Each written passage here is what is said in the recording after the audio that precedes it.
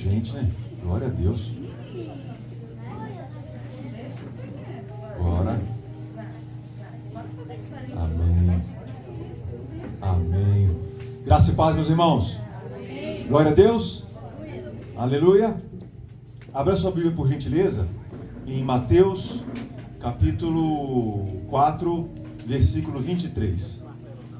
Mateus, capítulo 4, versículo 23. Nós começamos hoje com uma série de mensagens sobre a radiografia espiritual que Jesus nos entrega através do Sermão do Monte. Então, nós vamos tratar uma série de pregações sobre esse sermão, que é o sermão que Jesus nos traz, que é o maior e mais importante sermão que já foi pregado até hoje. Todas as religiões, as grandes religiões, têm reflexos dessas coisas que Jesus nos ensinou. E Ele, como Filho de Deus, tem para nós a verdade, a vida, o caminho. Mateus capítulo 4, versículo 23 diz assim: percorria, todos acharam? Todos acharam, amém? Amém? Diz assim: percorria Jesus toda a Galileia, ensinando nas sinagogas, pregando o evangelho do reino e curando toda a sorte de doenças e enfermidades entre o povo. E a sua fama correu por toda a Síria. Trouxeram-lhe então todos os doentes, acometidos de várias enfermidades e tormentos, quais eles são? Endemoniados, lunáticos, paralíticos, e ele os curou. E da Galileia, Decápolis, Jerusalém, Judeia e da além do Jordão, numerosas multidões o seguiam. Capítulo 5. Vendo Jesus as multidões, subiu ao monte, e como se assentasse, aproximaram-se os seus discípulos, e ele passou a ensiná-los, dizendo: bem-aventurados os humildes de espírito, porque deles é o reino dos céus. Até aqui. Pai, nós te bendizemos, te exaltamos, te glorificamos. Pedimos ao Senhor que, em nome de Jesus, o teu Espírito Santo possa falar conosco. Senhor, quantas mensagens nós já ouvimos, quantas reflexões bíblicas nós fomos participantes. Agora, Deus, infelizmente, a gente ouve, e muitas vezes até a gente entende, mas nós temos dificuldade em praticar. Senhor, em nome de Jesus, nós clamamos ao teu Espírito Santo que cele, que imprima este ensino, esta palavra de Jesus nos nossos corações, para que nos momentos mais diversos da nossa vida a gente possa aplicar isso aqui. Nos ajuda a aprender, a entender e praticar a tua palavra.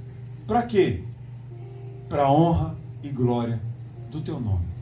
Para que o Senhor seja glorificado. Para que o Senhor seja engrandecido através das nossas vidas, teus filhos e filhas. É o que te pedimos em nome de Jesus. Irmãos, Mateus 4, final de Mateus 4, o evangelista nos diz que Jesus estava percorrendo a Galileia e muita gente vinha até ele de todas as regiões de Israel e até de fora de Israel, porque ele ensinava, né? Ele tinha o ato de, assentado, ensinar. Ele pregava, ou seja, ele usava do querigma, ele anunciava e ele curava. E ele fala que ele pregava e ensinava, e o evangelho do reino era o quê? Ele fazia, qual era o objeto dos ensinos dele? O evangelho do reino. Alguns meses atrás, aqui nós compartilhamos com vocês o que é o evangelho do reino. O evangelho do reino é o anúncio da possibilidade do ser humano se colocar debaixo do governo de Deus, através da vida, morte e ressurreição de Jesus. O mesmo que disse que ele é a porta, disse que ele é o caminho. Jesus disse que ele é a porta por onde as ovelhas entram. Ele também disse que ele é o caminho, que ele é a verdade, que ele é a vida. Então, ele ia ensinando, pregando e curando, mas o conteúdo dele era muito similar, a princípio, a João Batista, que dizia: arrependam-se, porque o reino de Deus está próximo.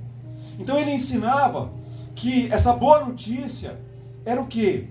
Que o ser humano que outrora estava afastado de Deus, ele agora podia se colocar debaixo do governo de Deus. Se existia uma briga, se existia um afastamento do ser humano pecador em relação a Deus, agora, através da vida, morte e ressurreição de Jesus, era possível o ser humano, através dessa boa notícia, ser amigo de Deus novamente. A boa notícia é o Evangelho. Por que é o Evangelho do reino? Porque o reino tem um rei. E ele traz duas questões que são importantíssimas. Primeiro, quem recebe o rei é salvo. Glória a Deus. Ele não tinha morrido ainda, mas ele já ensinava que através da crença das pessoas que antigamente eram inimigos de Deus, em Jesus, o Filho de Deus, era possível agora as pessoas serem salvas.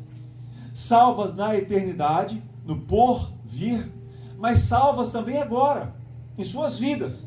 Salvas do pecado, salvas das consequências do pecado, salvas das suas manias, salvas do seu jeito antigo de viver, salvas das maldições. Você podia ter uma vida, experimentar um pouco do céu agora, e depois viver o céu no porvir.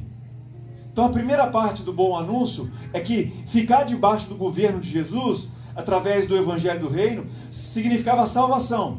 Por outro lado, só pode salvar aquele que governa. Ou seja, Jesus nos chama para a gente ter um tipo de vida, um tipo de existência, que não seja do nosso jeito de ser. A gente quer ser salvo por Ele, mas também nós devíamos querer que Ele norteasse a nossa vida, norteasse onde nós vamos, norteasse a nossa fala, norteasse os nossos pensamentos, que Ele desse o comando de como que nós podemos, debaixo desse governo, do jeito não nosso, do jeito dele. Porque o nosso jeito é de pecado, o nosso jeito é de afastamento, o nosso jeito não agrada a Deus, irmãos. Então, Ele que disse que Ele é a porta, Ele também disse que é o caminho. E Jesus pregava, está lá em Mateus 28, que nós devíamos ir pelo mundo, fazer novos alunos de Jesus, discípulos de Jesus. Essas pessoas fariam um pacto através do batismo e iam receber o dom do Espírito Santo.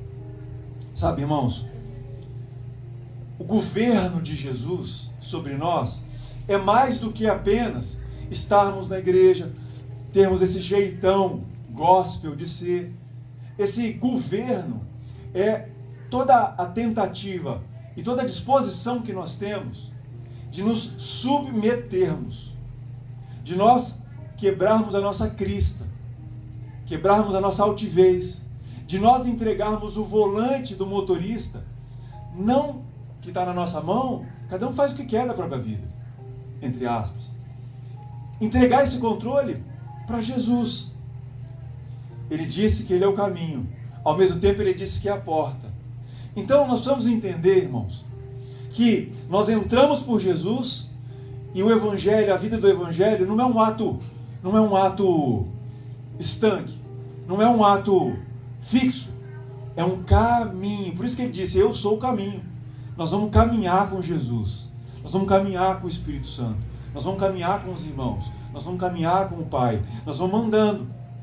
E eu preciso, irmãos, eu gostaria de trazer para os irmãos esses princípios espirituais que estão contidos no Sermão do Monte, porque, já falei isso outras vezes em outros ensinos, o nosso mundo é regido por leis. O mundo físico é regido pela lei da gravidade. Você não pode dizer assim, eu me recuso a seguir a lei da gravidade. Eu vou pular do prédio, vou voar. Olha, até ontem, ninguém voava. Até ontem, pode ser que apareça alguém, porque existe uma lei, há um vetor de força da física que leva para o centro da Terra, em que o peso, a gravidade, nos leva a ficarmos pregados no chão. Não tem como. Não, eu não aceito essa lei. Não, é uma lei física. 2 corpos não ocupam o mesmo espaço. Isso é uma lei. Da mesma forma, irmãos, que o mundo físico é governado por leis físicas, o mundo espiritual também, ele é governado por leis espirituais. Quando a gente quebra uma lei, a gente sofre consequências. Eu encontrei com uma irmã hoje à tarde, que está com um baita de um machucado no joelho, porque a lei da gravidade teve seus efeitos. Ela caiu e se machucou toda. Caiu que nem abóbora. Caiu tão forte que não conseguia levantar. Da mesma forma, quando nós desafiamos as leis espirituais, a gente se quebra, a gente se lasca, a gente se dá mal. O Sermão do Monte vai aqui do início do capítulo 5, com as bem-aventuranças. Depois Jesus, no miolo do Sermão do Monte, ele exemplifica os princípios espirituais das bem-aventuranças, e ele termina com uma ótima analogia de que a nossa vida é como alguém que constrói sobre a pedra ou sobre a areia. Essa ilustração é linda de Jesus, porque ele fala assim, qualquer um pode construir sobre a pedra ou sobre a areia. Hoje em dia a gente constrói sobre concreto, mas o concreto é uma forma de pedra líquida que depois se torna pedra. Sabe? O que é construir sobre a pedra? É ouvir e praticar. O que é construir sobre a areia? É ouvir e não praticar. Ou seja, essa ilustração aqui é própria para os discípulos, não é para os de fora. Os de fora nem ouvem, os que não estão no ambiente do Evangelho. Eles não ouvem. Então, aí ele fala assim, vai vir a tormenta, vai vir o vento, vai vir a inundação. Quem constrói, que ouve e pratica, vai ficar. Agora, quem ouve, só ouve. E ouve outras vozes, e não pratica o Evangelho, as leis de Deus, é destruído. Então ele começa, irmãos, respondendo. Ele começa respondendo a grande sede universal que os seres humanos têm por felicidade. Jesus começa muito bem. Eu não sei se já viu um carro, uma placa no carro, um adesivo, assim, você merece ser feliz, ou todos merecem ser felizes. Olha, é impossível, fora alguém que está com um problema emocional muito forte, que diz que não quer ser feliz. Até quem está muito depressivo, que até busca a morte para encontrar descanso, encontrar felicidade. De forma errada, mas assim o faz. Nós temos que entender que Jesus já começa respondendo esse anseio que o ser humano tem de ser feliz. E ele fala, bem-aventurado, que nada mais é que é feliz. Feliz a pessoa, que é o nosso aqui, os humildes de espírito. Ou em outras traduções, pobres de espírito. Esses dias eu estava vendo uma reportagem sobre o parque. Não sei se vocês assistiram aquela série de televisão muito violenta, muito confusenta. Eu assisti do parque Yellowstone. Eu acho que é o Kevin Costner. E eu fui ver esse parque, é um parque natural nos Estados Unidos. E nesse parque existem algumas árvores, eu quero ir lá para conhecer, para ver. São umas árvores que tem lá no hemisfério norte, são as sequoias. Os historiadores, quem cuida dessa área, os botânicos, dizem que quando a América foi descoberta, porque você sabe que a América não foi descoberta, já tinha gente aqui, já sabia que tinha. Quando os europeus chegaram aqui na América, as sequoias lá em Yellowstone já tinham mais de 500 anos. E outro dia, uma sequoia milenar, ou quase milenar, gigantesca, caiu. E eles foram tentar descobrir por que uma árvore que viveu quase 1000 anos, ou mais de 1000 anos, caiu daquela forma. Os estudiosos descobriram que ela não ficou doente. Descobriram que foi um cupim, um tipo de cupim que não é da região, que foi introduzido por questões biológicas no parque. E os cupins tinham uma característica interessante. Os cupins eram minúsculos. Tem cupim grande, né? Mas eram cupins muito pequenos. E eles fizeram um ninho na base da árvore e foram corroendo a árvore de dentro para fora. Ninguém viu, ninguém percebeu, porque essas árvores são tombadas pelo patrimônio histórico americano. E essa árvore caiu.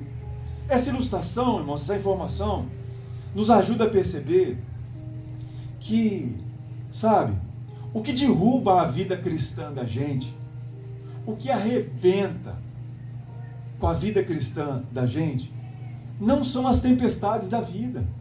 Com certeza, lá em Montana, lá é um lugar que neva, lá é um lugar frio, lá é um lugar que tem tempestades, lá é um lugar que tem vendavais.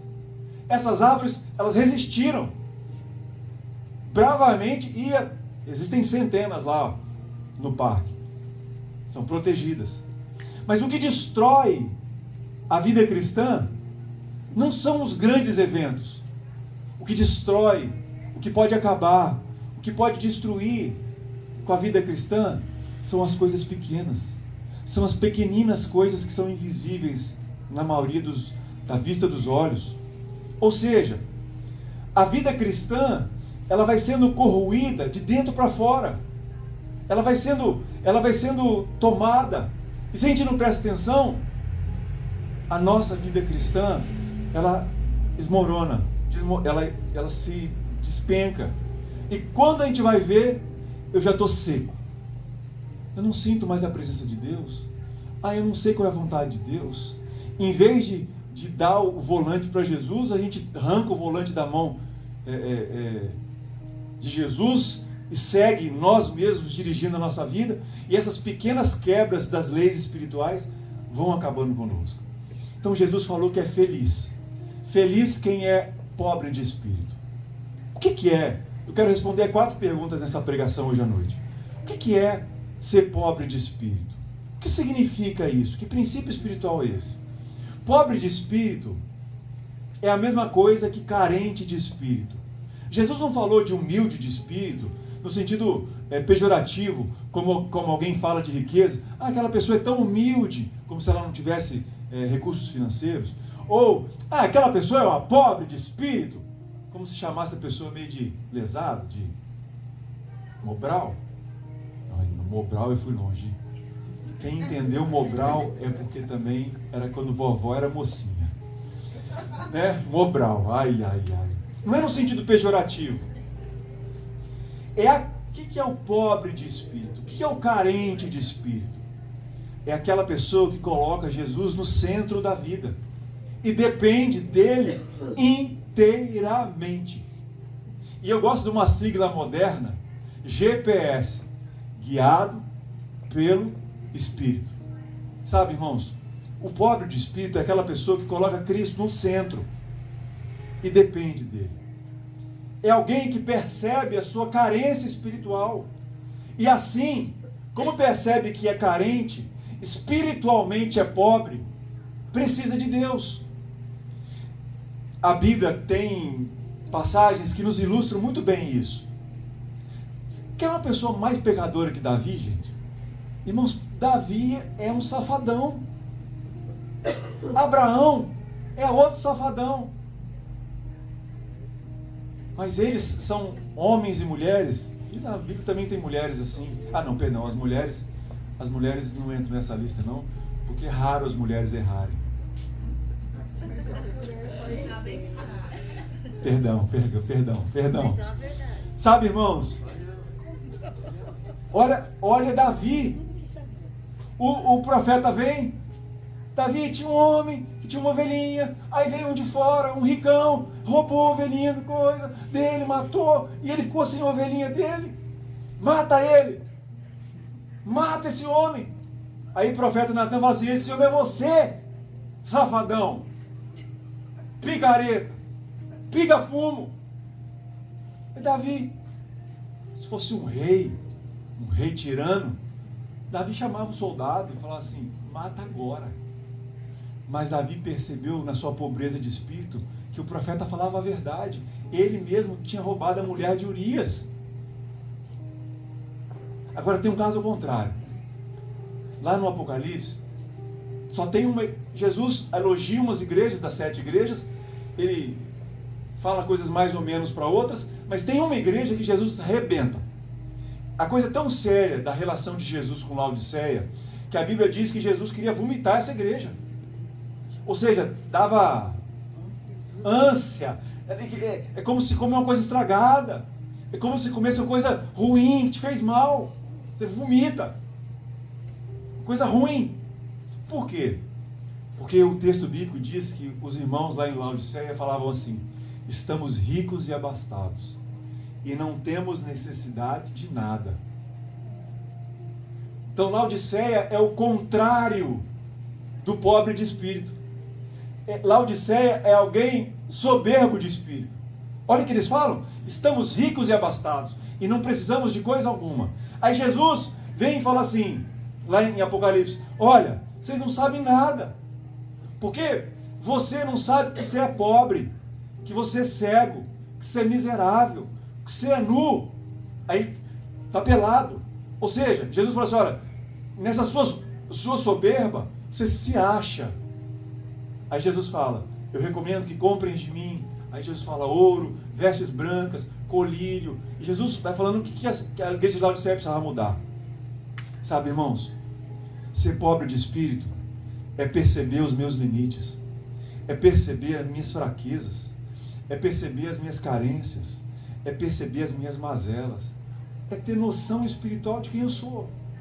Por isso que Jesus falou, João Batista também, arrependei-vos, arrependei-vos, o reino de Deus está próximo, e só tem um jeito de entrar para esse reino, com essa sensação de que eu sou fraco, eu sou carente, eu tenho limites, sabe, irmãos?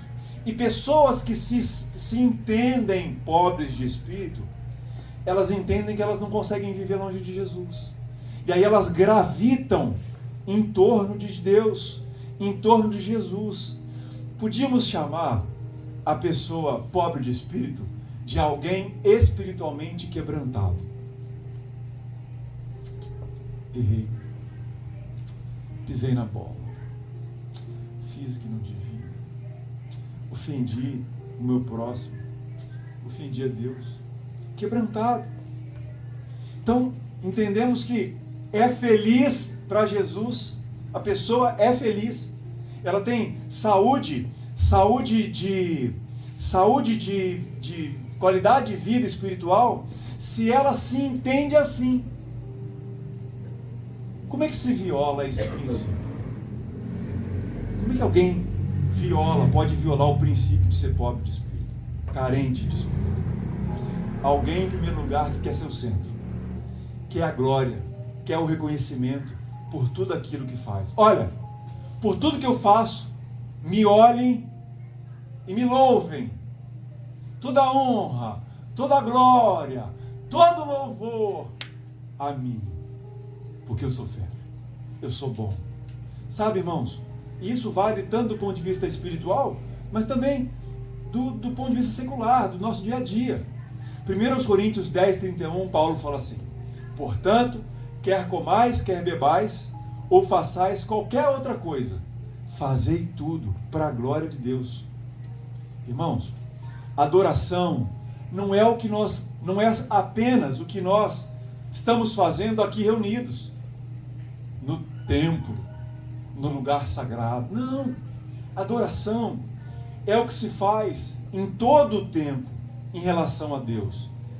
Ele precisa ser o centro, ele precisa ser o motivador das nossas intenções, nossas atitudes.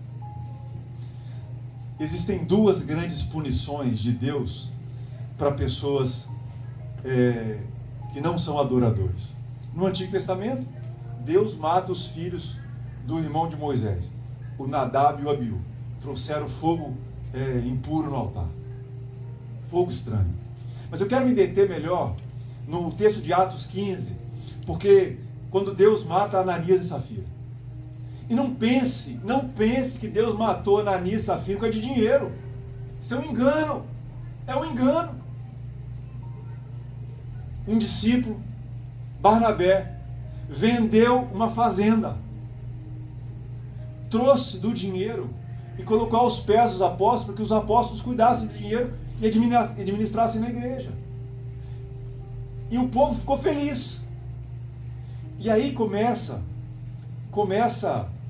o capítulo 5, se você olhar na sua Bíblia, o capítulo 5 de Atos começa com entretanto. Entretanto, é uma conjunção adversativa, que significa o quê? Estabelece uma comparação por contraste. É uma comparação por contraste. Então o que aconteceu aqui com Barnabé vai ser comparado num contraste com o que aconteceu aqui. O texto diz que Ananias e Safira também venderam um campo, mas eles decidiram reter uma parte e disseram para a igreja que estavam entregando tudo. E aí marcaram um culto de adoração ao Senhor. E quando chega Ananias, esperando receber a glória, porque estava entregando o dinheiro, Pedro fala assim para ele: Ananias, por que Satanás corroeu o seu coração e mentiste ao Espírito Santo? Por acaso o dinheiro não era seu? O dinheiro não era seu? Você não podia dar o que você quisesse? Mas para que você foi querer ganhar glória, ganhar fama, se aparecer no meio dos discípulos? Sabe, irmãos, eles retiveram parte do preço dizendo que era tudo. Irmãos, ninguém precisa dar nada. Mas se você está dizendo que está dando tudo, não faça para aparecer. E aí, irmãos, entendemos que ele caiu morto. 3 horas depois chega a mulher para o culto de adoração a ela, que entregou o dinheiro para a igreja, que ia alimentar os órfãos, as viúvas. Mesma coisa. Repetiu a mentira, caiu morta. Irmãos, nós temos que entender por que Deus foi tão severo e não continua matando a gente hoje em dia. Porque Ele queria nos ensinar um princípio, que é o princípio de que quando existe cobiça por glória, quando existe a vontade de aparecer, quando eu quero ser louvado, quando eu entendo que eu sou ou a, isso mata a nossa vida. Então, em primeiro lugar, a gente quando quer ser o centro, quer a glória, o reconhecimento, a gente não é pobre de espírito. Segundo lugar, a gente quebra o princípio lutando por autonomia, que eu chamo isso de o fascínio do ter. Irmãos, no reino de Satanás, as pessoas, ou o valor das pessoas é medido por aquilo que elas têm. Pelo cartão que ela tem, pelo carro que ela tem, pelas roupas que ela veste. No reino de Satanás, as pessoas são valorizadas por aquilo que têm. No reino de Deus, as pessoas são valorizadas por aquilo que elas são. Entende? Então, às vezes, quando a gente mora num bairro que não é tão bom, quando a gente tem um carro que é mais chulezão, que é mais simplão, quando a gente não usa a roupa da moda, da grife e tal, muitos se sentem menos. Porque nós vivemos num ambiente que está dizendo assim: olha, se você tiver dinheiro, se você tiver recursos, você vai ser autônomo. Mas o evangelho do reino é entregar o volante para Jesus. É sentir que mesmo tendo recursos, talvez até tendo recursos, eu não posso controlar o futuro da minha vida. Mesmo tendo as coisas, o controle continua dele. Por que você acha que Jesus disse que era tão difícil um rico entrar no reino dos céus? Porque o rico que tem dinheiro, ou alguém que tem dinheiro, ele sente que ele é um pouco Deus, o Deus da vida dele, que ele faz o que ele quer. Por isso que o dinheiro é tão perigoso. O dinheiro é uma ferramenta, é como se fosse um martelo. Pode servir para pregar um prego, ou para dar na cabeça da sua esposa, ou esposo. Ele é uma ferramenta. pode ser usado para o bem ou para o mal. E a gente vê que Jesus bate em cima do mamon. Por quê? Fala que é um Deus. Porque quando se tem o mamon, infelizmente, a regra do reino de Deus é usar as coisas e amar as pessoas. Usar as coisas e amar as pessoas. No reino de Satanás, a gente é ensinado a usar as pessoas e amar as coisas. Então, quando nós buscamos ter segurança, nos curvando diante do dinheiro, ou de pessoas que podem nos dar fama, falávamos sobre a política hoje, esse conchavo que está acontecendo aqui na cidade, na luta pela prefeitura. Quem nós vamos apoiar? O ruim ou o mais mal lavado? A política é complicada. Ter a mente de Cristo no ambiente da política é complicado. Então, quando nós nos dobramos diante de pessoas que podem nos privilegiar, nos dar segurança, nos dar um cargo, nos dar um pagamento, quando nós elegemos o dinheiro como aquele que vai ser o nosso Deus, porque vai nos dar segurança, nós estamos deixando de ser pobre de espírito, humilde, carente de espírito. Terceiro lugar, se quebra o princípio com orgulho e com soberba. E aí entra orgulho e soberba. Entra o complexo de superioridade ou o complexo de inferioridade. Você já parou para pensar que às vezes a gente se alegra com o fracasso das pessoas? Você já parou para pensar que às vezes a gente se entristece com o sucesso dos outros? O que é o complexo de superioridade? Quando eu me acho, eu faço parte de uma estirpe, de uma elite, eu não me misturo com essa gentalha, com essa... Quando eu sou um iluminado, uma iluminada. Eu não... E aí, eu valorizo o ter mais do que o ser. Agora, o que é o complexo de inferioridade? O complexo de inferioridade, irmãos, ele é muito... Quero exemplificar ele através de uma história que eu ouvi há muitos anos atrás, que me abençoou demais. Uma família muito pobre, e não estudaram, e uma das filhas, junto com a mãe, foi inserida no ambiente de trabalho através de faxinas, né? Era funcionária doméstica, empregada, como se dizia antigamente. E um dia ela se converteu, e no dia do batismo perguntaram a ela assim publicamente: o que você acha que mais mudou na sua vida depois que você aceitou Jesus e está andando com Deus? E ela falou de forma muito impressionante, porque ela disse assim: antigamente eu limpava só na aparência, eu passava, varria as coisas para debaixo do tapete, eu não limpava, agora eu limpo, porque antes eu trabalhava com meus patrões, mas agora eu trabalho para Jesus, eu trabalho para Deus. Como diz o apóstolo Paulo: quer comamos, quer bebamos, ou quer façamos qualquer coisa, façamos tudo para a glória de Deus. Sabe, irmãos, o orgulho e a soberba são um sentimento que alguns têm, nós temos, de nos acharmos superiores. E superiores a pessoas menos evoluídas, a pessoas de uma classe inferior, ou de uma mentalidade diferente. Eu falei com um pastor de Porto Seguro uma época aqui, como é que ele ia fazer para ser pastor de um grupo político na luta das eleições? Ele era bolsonarista. Eu falei: como é que você vai ser pastor de petista? Porque os petistas também, ou eles podem ser ovelhas do Senhor. Então, sabe, quando se sente que é muito bom, há um problema, uma quebra, um orgulho, uma soberba em relação ao princípio de ser pobre de espírito. Quem tem superestima se acha superior. Agora, quem tem complexo de inferioridade, irmãos, é incrível. Porque é alguém que é tão perfeccionista, que se compara tanto com os outros, e quando se vê que não é tão bom, fica extremamente tímido, ou não convive com as outras pessoas, porque se vê menos. Ser pobre de espírito não significa achar que é menos. Do ponto de vista espiritual, se é menos em relação a Deus. Mas todos nós estamos no mesmo barco.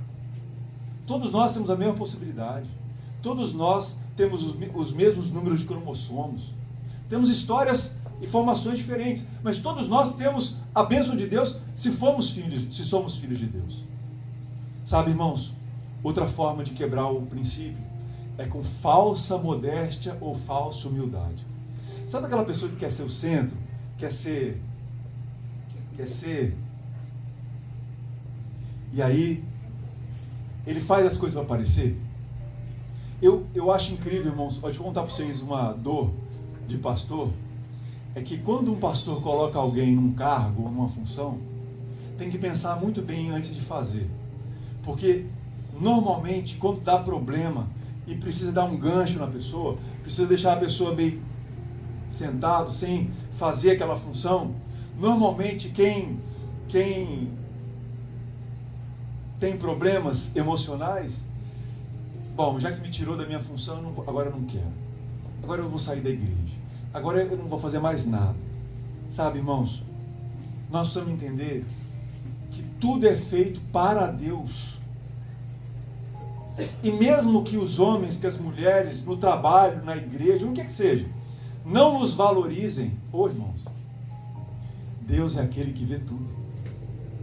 Olha, sabe, não há nada que está oculto aos olhos de Deus. Nós temos que ter uma vida, irmãos, para a glória dEle. Para a glória dEle. Para honrar Ele. E por último, irmãos, algo que quebra o princípio que eu chamo de princípio da adoração, né, que é o ser pobre de espírito, é o medo. Você sabe que medo é um dos sentimentos mais antigos existentes, né? Quando Deus foi falar com Adão, e ele falou, Adão, por que você se escondeu? Eu tive medo. Eu não estou falando de medo para autopreservação. Eu estou doido para pegar meu caiaque e ir lá no Recife de fora, com o meu caiaque. Mas estou meio com medo. Porque vai que o meu motorzinho falha. Vai que a corrente me leva para outro canto. Isso é medo de autopreservação. Mas o medo que é problemático é o medo da rejeição. É quando nós queremos só mostrar o nosso lado bonito. Irmão, deixa eu contar vocês aqui.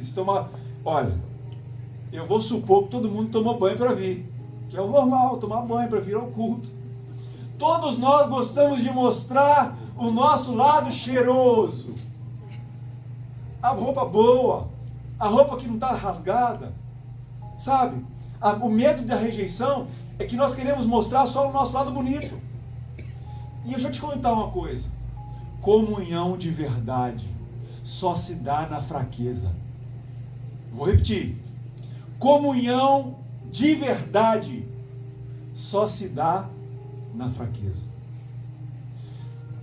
É natural do ser humano querer ficar se escondendo. Eu só vou mostrar meu lado mais fotogênico. E tem um negócio que as meninas fazem, elas tirarem a foto, estica a perna e tal, empina, meu Deus do céu. Mas espiritualmente, irmãos, nós sofremos esse problema, o medo da rejeição. Quer ver um? Moisés. Lá, a Bíblia diz que quando ele desceu do monte, o rosto dele brilhava. Tomate, imagina isso. Você tem Moisés lá na sua oficina e você vê se tem alguma imperfeição na pintura porque o rosto dele brilhava. O poder espiritual sobre ele era tão grande porque ele encontrou com Deus, o rosto dele brilhava. E as pessoas, para falar com ele, ele teve que colocar um véu. Só que Paulo, em 2 Coríntios 3,13, fala que Moisés permaneceu com um véu. Porque ele tinha medo do que iam pensar dele, porque o brilho do rosto dele ia se desvanecendo, ia sumindo. Irmãos, eu sei que quando você vai no banheiro, você fede. Você come arroz com feijão. Eu sei que você briga com o seu esposo, com a sua esposa. Eu sei que você às vezes fala o que não deve, pensa o que não deve. Irmãos, esse medo de rejeição, porque queremos mostrar apenas o nosso melhor ângulo. Irmãos, isso é falso. Isso é uma falsa expectativa. Isso não existe.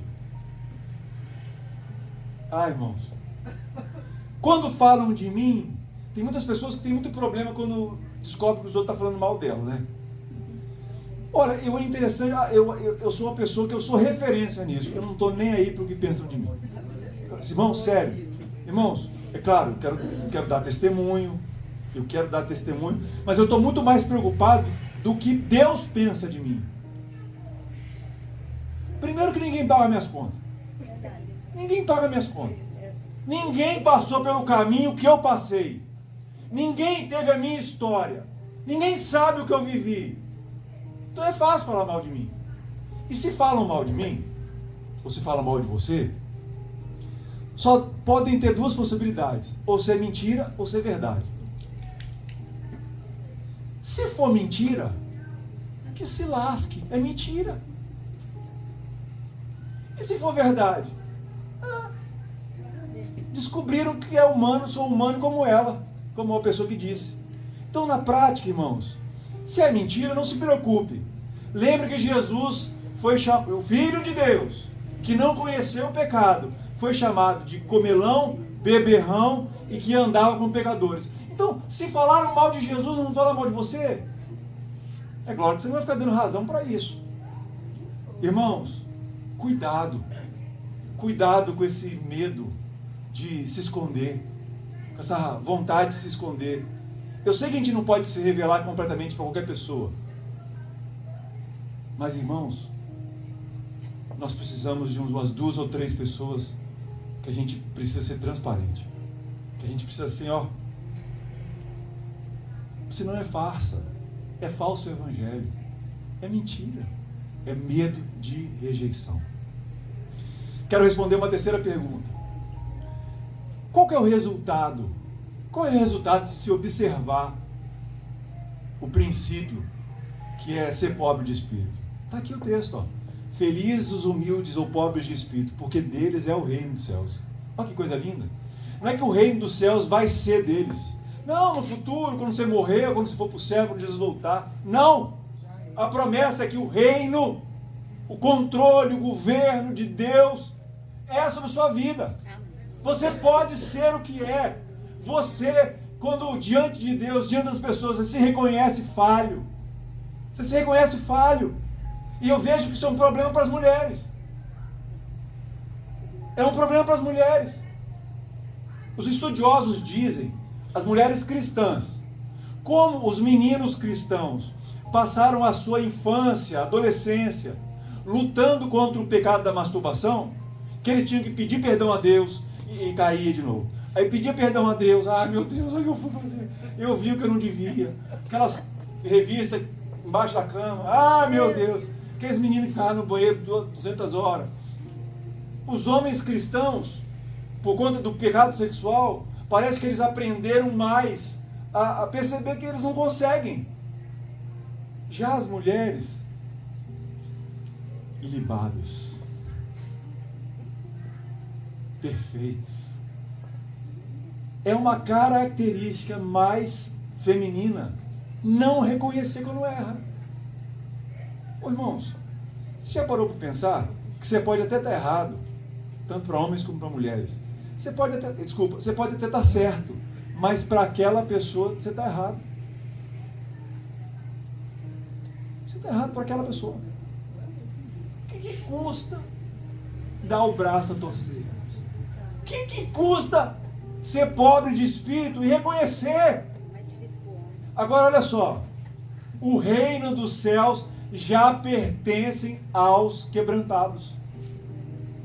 Não tem vantagem nenhuma em ser durão, não tem vantagem nenhuma em ser durona, não tem vantagem nenhuma em querer ganhar discussão, não tem vantagem nenhuma em não retroceder e não mudar de caminho. Ao contrário, os cristãos não são conhecidos por não errar. Nós somos ou devemos ser conhecidos porque consertamos. Amém, irmão Geraldo? Não interessa o nosso passado. O nosso presente vivemos pela graça de Deus. Quando errarmos, confessa, pede perdão, se humilha diante de Deus. Quem é pobre de espírito já tem o reino. Eu não sei, olha, isso é uma verdade tão forte. Quem é pobre de espírito já tem o reino de Deus, já vive o reino de Deus. Vê a ação do governo de Deus em suas vidas. Por quê? Porque se percebe carente. Percebe que não consegue. Percebe que não dá conta. Percebe que não tem como.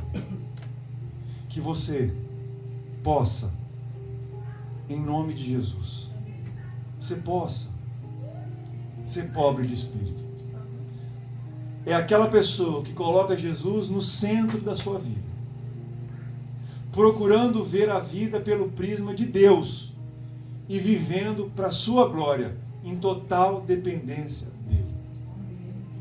É entender que nós vamos ser felizes, sim, quando não carregarmos sobre nós o estigma da perfeição. Podemos nos reconhecer falhos, no que somos falhos. Podemos orar.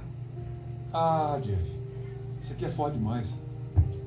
Oração é a resposta humana a Deus diante do entendimento de que se é pobre de espírito. Por quê? Só ora de coração quem entende que não consegue, quem entende que não pode, quem entende que não dá conta. Aí vai e clama, aí pede ajuda. Aí não é oração de fariseu no canto da praça. Não orar não é só um desleixo, não é só preguiça. Não orar é alguém que se reconhece capaz, se reconhece que dá conta. Não, eu dou conta, eu sou capaz de fazer. Oração é só a nossa comunicação espiritual com o Pai, porque, irmãos, vamos falar a verdade, Ele já não sabe o que a gente precisa, diz Jesus várias vezes aqui, Ele já sabe o que a gente precisa, mas nós, quando oramos, reconhecemos que somos pobres de espírito, e pobres de espírito que somos, clamamos pela misericórdia e graça de Deus. Nós estamos diante